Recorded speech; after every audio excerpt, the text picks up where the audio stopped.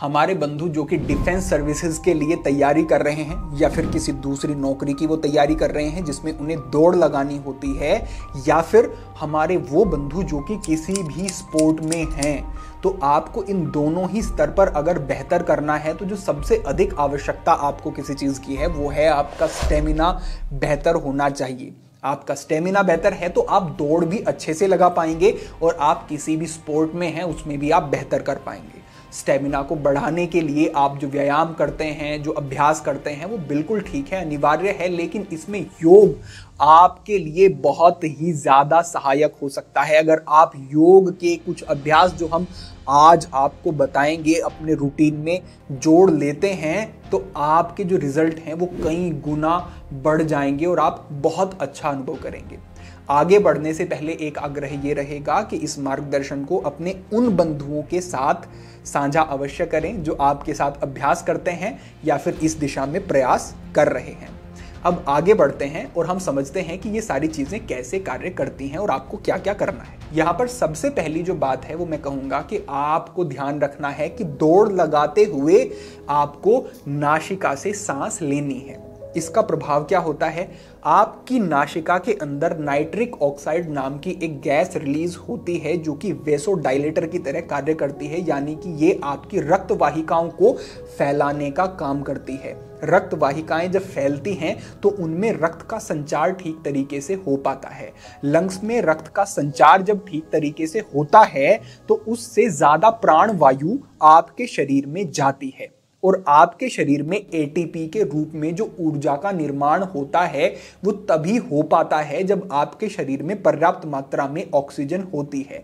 तो अगर आप नासिका से सांस लेते हैं तो ये सीधे तौर पर आपके स्टेमिना को और ऊर्जा को शरीर में बढ़ाने का काम करती है। तो हमेशा ध्यान रखें, जितना हो सके दौड़ते हुए नाक से ही सांस लें, ये आपके लिए उपयोगी रहेगा। पहला प्रभाव। दूसरी बात यह है कि हमने कितने ही लोगों को देखा है जो शहरी क्षेत्रों में भी दौड़ लगा रहे होते हैं और वो मुंह से सांस ले रहे होते हैं। इससे होता यह है कि जो पॉल्यूशन है या फिर धूल के छोटे कण हैं वो आपके मुंह के माध्यम से सीधे आपके लंग्स में चले जाते हैं।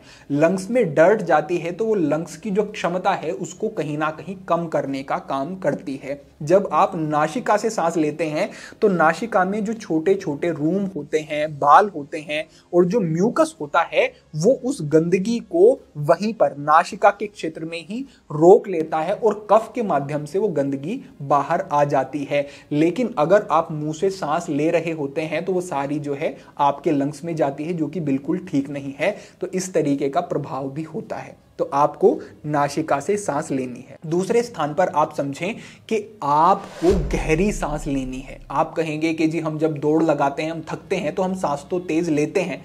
देखिए, जब आप थकते हैं तो आप ध्यान देंगे कि आप इस तरीके से सांस लेते हैं।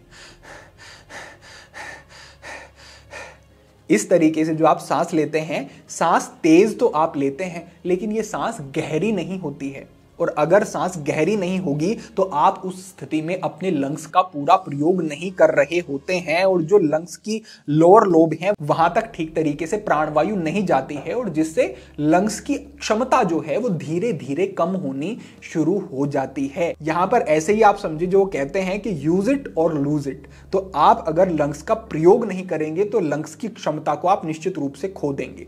तो आपकी सांस गहरी होनी चाहिए। वो कब होगी? जब आप प्राणायाम का सहारा लेंगे और वो अभ्यास मैं आपको आगे बताऊंगा। तीसरे स्थान पर यह बात है कि आपकी जो थोरेसिक कैविटी है ये अगर स्टिफ होनी शुरू हो जाती है, इसमें जकड़न आनी शुरू हो जाती है तो लंग्स आपके ठीक तरीके से खुल नहीं पाते हैं और इससे आपके श्वसन के ऊपर प्रभाव निश्चित रूप से पड़ता है। तो हमें कुछ ऐसे अभ्यास करने होंगे जिससे कि आपकी छाती फैले, उससे लाभ मिलेंगे। और इससे आगे बढ़ते हुए चौथे स्थान पर हम बात करेंगे कि कुंभक आपको किस तरीके से लाभ देगा और ये बहुत ही सुंदर अभ्यास है।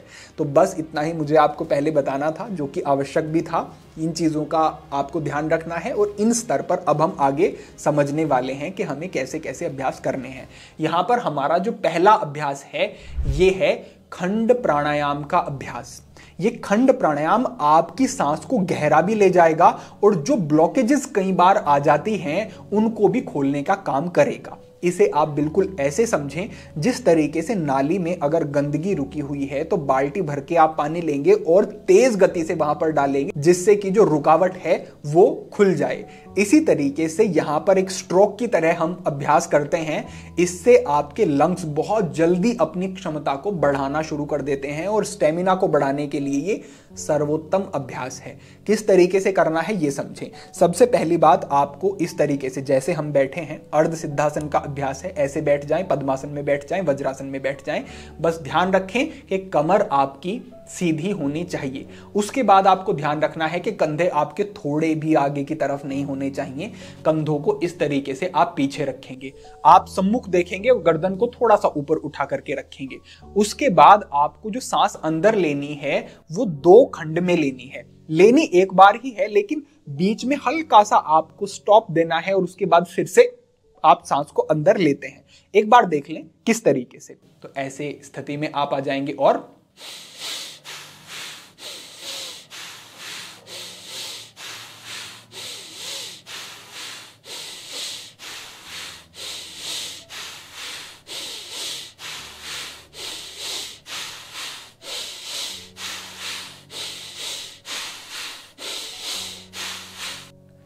इस तरीके से आपका ये अभ्यास रहता है। सांस छोड़ते हुए भी 2 खंड में हम छोड़ते हैं, सांस लेते हुए भी हम बीच में हल्का सा एक रुकावट देते हैं और फिर सांस को अंदर लेते हैं। और सांस हम गहरी अंदर लेते हैं, गहरी बाहर छोड़ते हैं। थोड़ी देर करने से ही इस अभ्यास को पूरे शरीर में आपको एक झुनझुनी सी अनुभव होगी, आपको एक ताजगी भी अनुभव होगी। आपको थोड़ा असहज भी लग सकता है, लेकिन वो शुरुआत में अगर लगता है तो सामान्य समझें। हल्का अगर चक्कर सा अनुभव होता है तो रुक जाएं, थोड़ी देर का अभ्यास किया फिर बीच में रुक जाएं, जब सामान्य अनुभव करें फिर से अभ्यास करें। इस अभ्यास को आपको 3 खंडों में करना है। पहली बार आप 1-1 मिनट का अभ्यास करेंगे। 1 मिनट का किया, रुके, 1 मिनट का किया, रुके, 1 मिनट का किया और फिर आगे बढ़े। इस तरीके से और धीरे धीरे जैसे अभ्यास बढ़ता जाता है तो एक बार में 2 मिनट का या 3 मिनट का अभ्यास कर सकते हैं। अगर 3 मिनट का एक बार में अभ्यास करते हैं तो लगभग 9 मिनट का आपका ये अभ्यास अधिकतम होगा। लेकिन एकदम से इतना ना करें। 1 मिनट किया, रुके, 1 मिनट किया, रुके और फिर 1 मिनट किया। इस तरीके से आपको ये अभ्यास करना है। ये हमारा पहला द्विखंड प्राणायाम का अभ्यास हुआ। इससे अगला जो अभ्यास है ये है कुंभक का अभ्यास और ये विख्यात अभ्यास है। आपके लंग्स की कैपेसिटी को बढ़ाने में ये विशेष उपयोगी है।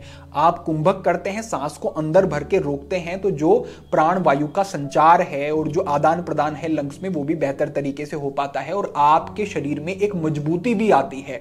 बल को बढ़ाने वाला यह अभ्यास है। आप ये भी देखें कि जब कोई भी आप ताकत वाला काम करने के लिए आगे बढ़ते हैं तो स्वाभाविक आपको पता भी नहीं है अंतः कुंभक के बारे में, लेकिन फिर भी आप सांस को अंदर भरेंगे, रोकेंगे और तब वो बल का कार्य आप करेंगे।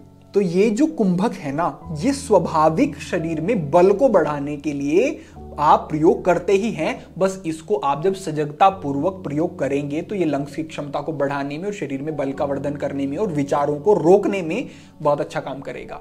इसमें विधि को बताने की कोई विशेष आवश्यकता नहीं है। जैसे आप बैठे हैं, कमर गर्दन सीधी करके कंधे पीछे ले जा करके बैठेंगे और सांस को जितना अधिक हो सके उतना अंदर लेकर के रोकेंगे। थोड़ा भी ऐसा ना रहे कि और सांस में अंदर ले सकता हूं। देखें,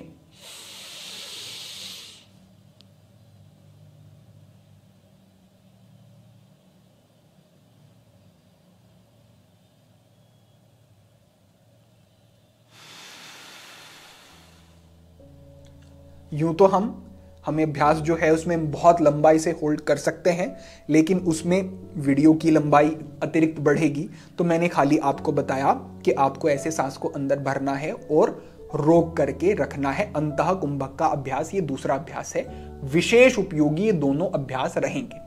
इससे आगे बढ़ते हुए अब हम समझेंगे 2 अभ्यास। पहला हमारा जो अभ्यास होगा वो होगा आपके लंग्स को खोलने के लिए और उसके साथ हम सांस को जोड़ करके करेंगे तो वो आपके स्टेमिना को बढ़ाने में, लंग्स को पूरा खोलने में और कई तरीके से आपके लिए बेहतर होगा। स्पाइन को आपकी वो खींचेगा और उसकी इलास्टिसिटी को भी बढ़ाएगा। दूसरा अभ्यास जो हमारा होगा वो होगा आपके हिप जॉइंट के लिए।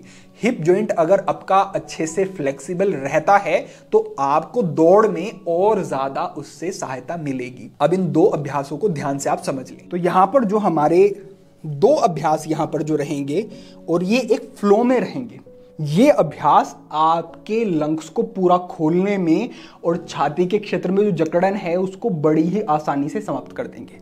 देखिए, पहला जो अभ्यास है उसके लिए आपको ऐसे आ जाना है। ये अभ्यास रहेगा अर्ध उष्ट्रासन का अभ्यास।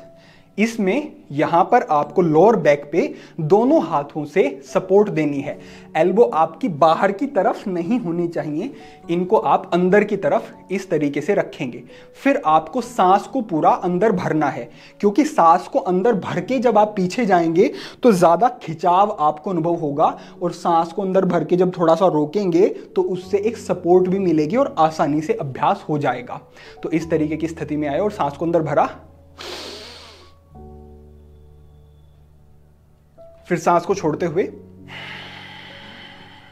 नीचे आते हुए सांस बाहर, और अपने एक हाथ से दूसरे हाथ की रिस्ट को पकड़ लेंगे और इस तरीके से कंधों को पीछे की तरफ खींचेंगे, सांस पूरा बाहर। उसके बाद फिर से हाथों को वहीं पर, और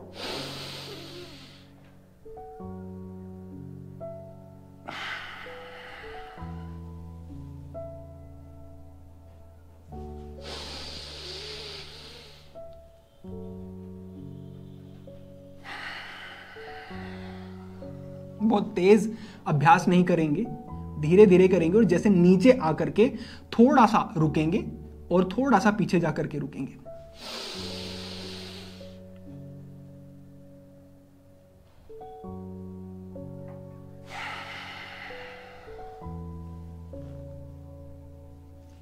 तो इस तरीके से आपका ये अभ्यास रहेगा।